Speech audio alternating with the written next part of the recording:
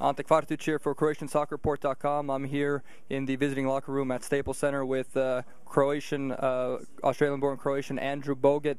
Andrew, you just snapped a 3-game losing streak against the Clippers. Seems like every time Team CSR is here in LA that you're losing games, so we apologize for that, for jinxing you.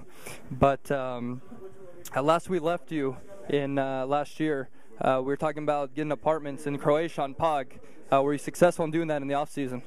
Yeah, I did. I ended up buying it last year in Novalja, and I went back.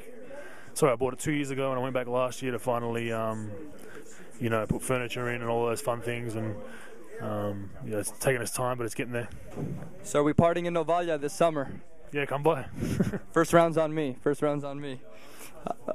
World Cup 2010, Serbia, Australia. Where were you, and how was your reaction after the 2-1 win for Australia?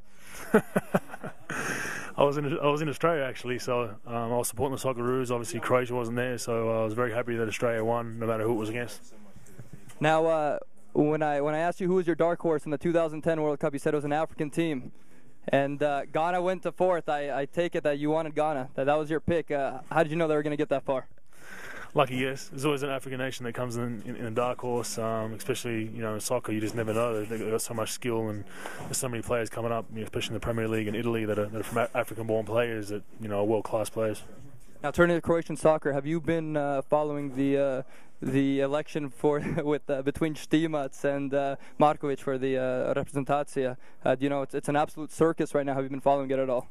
Not really. I've been following the Dinamo more with that circus there and Mamic and everything going on there. So that's been a pretty crazy deal as well. Yeah, it's been a mess. Turning to back to basketball, we interviewed Marko Petrovic the other night. He is the nephew of late great Dražen Petrovic. One of the things he told us is he prefers Euro basketball to the NBA because of the fans. Now, that's something you brought to the NBA because of Squad 6. What can you tell us what you're trying to do with Squad 6, and would you like to see more of it through the NBA? I would like to see more of it because I think it's good for our home court, but just trying to get that atmosphere of having fans that kind of stick with you when you're winning or losing. They've been great for us these last couple of years, so hopefully we can build a tradition, especially like European and soccer and basketball. They have the fans that kind of stay with them long term. And how are the Hrvati treating you up in Milwaukee? Pretty good. I don't get out and about too much because it's always minus 20 degrees outside, so I kind of stay indoors as much as I can. So, fortunately, haven't been out and about too much. And did you follow the Australian Open at all this past week?